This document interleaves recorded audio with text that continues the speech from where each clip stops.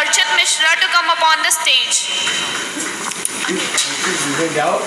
Archit Mishra along with the parents. Sir कहाँ हैं? Sir आइए.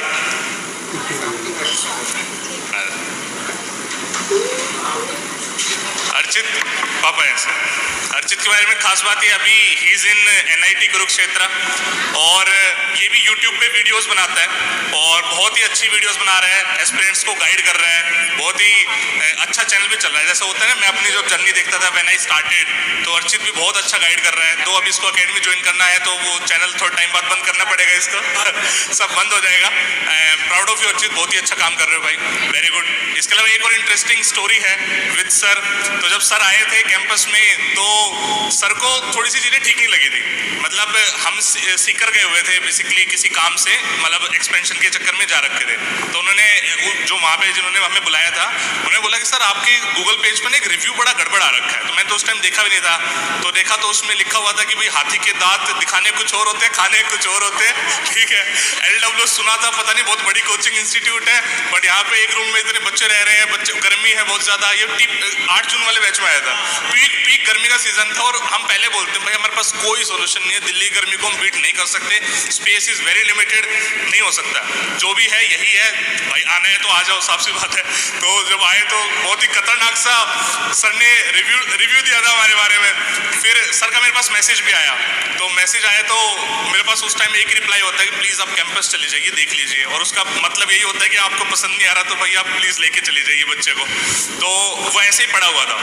फिर जब अर्चित रिकमेंड हुआ तब सर का दोबारा फ़ोन आया थिंकिंग. मैंने कहा सर सबसे पहले तो अपना फ़ोन खोलो, व्हाट्सएप पे देखो हमारी चैट हो रखी है and this.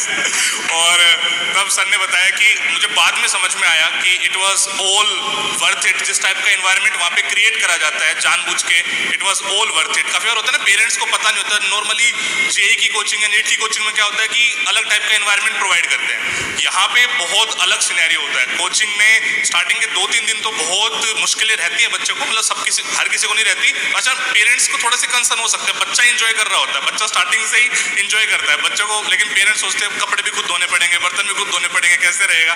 But ultimately it was all worth it. Thank you so much sir, showing trust in us sir. जब आप सभी को बहुत बहुत धन्यवाद, नमस्कार. आप यहाँ आए, ये जब आए लौट के आए थे SSB कोचिंग सेंटर से, तो मतलब दीवार में मुक्का मार रहे थे. ये इतना स्ट्रांग बना दिया आपने, पता. और जब इनसे मैं हाल चाल पूछता था ना, तब 1-2 दिन बताया था कि गर्मी बहुत है, लाइट चली जाती बीच में, तब मैंने वो मैसेज किया था. इसके बाद जब ये वापस आए तब मुझे कोई वो नहीं था, गिला शिकवा नहीं था, और मैं भूल भी गया था जो भी मैंने रिव्यू किया था. आप लोगों के पास, LWS के पास ऐसी कोई जड़ी बूटी है, SSB सिलेक्शन की जड़ी बूटी है जो ये दे रहे हैं. वो जड़ी बूटी ये 15 दिन में घोल के पिला देते हैं और बच्चे रिकमेंड हो रहे हैं. मैं इतना ही जान पाया हूँ बस, बाकी और कुछ नहीं. बहुत बहुत धन्यवाद विकास सर, सुमित जी, बहुत बहुत धन्यवाद आप लोगों. जब रिकमेंड हुआ ना, मैंने सर को बोला सबसे पहले रिव्यू डिलीट करो सर आप. हाँ सर ने करा, सर ने सब डिलीट करा. मैं कहा हाँ ठीक है. मैंने कहा पहले आप बताइए, बात में पहले मुझे शिकायत है. But thank you so much sir for showing trust Archit भाई. Okay, so basically my name is Archit Mishra. मैं 19 SSB इलाहाबाद से रिकमेंड हुआ था, है ना. मैं बेसिकली NDA के लिए आया था कोचिंग, बट अनफॉर्चुनेटली मैं SDA में स्क्रीन आउट हो गया. लास्ट अटेम्प्ट में भी स्क्रीन आउट हुआ था.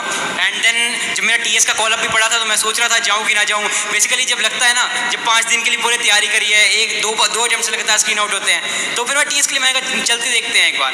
व्हेन आई वाज स्क्रीन्ड इन, सो मैंने सोच लिया था कि अब तो नहीं छोड़ना है ना, अब तो रिकमेंडेशन पक्का लेके ही जाना है. एंड मैंने फिर वो किया, रिकमेंड हो गया with the help of Dharmveer sir. Dharmveer sir ने हमको सिखाया था लाइक कैसे टैट की स्टोरीज करनी है. एक गोल ओरिएंटेड होती है, एक प्रॉब्लम ओरिएंटेड होती है. That helped a lot.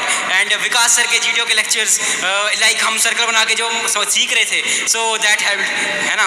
And again Krishnamurthy sir ने इंटरव्यू की क्लास ली थी हमारी. बेसिकली एक क्लास में सब कुछ घोल के बता दिया था कि क्या क्या करना है, क्या नहीं करना है, इंटरव्यू में क्या बेसिकली बोलना है, यहाँ तक कि गेट को नॉक करके एंटर कैसे करना है, एक एक चीज़ बता दी थी.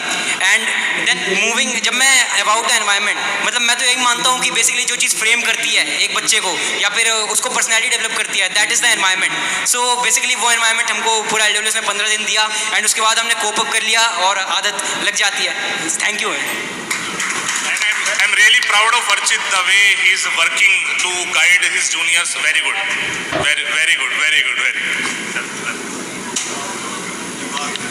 Thank you so much, sir. Thank you so much, sir. Please, sir. आगे sir.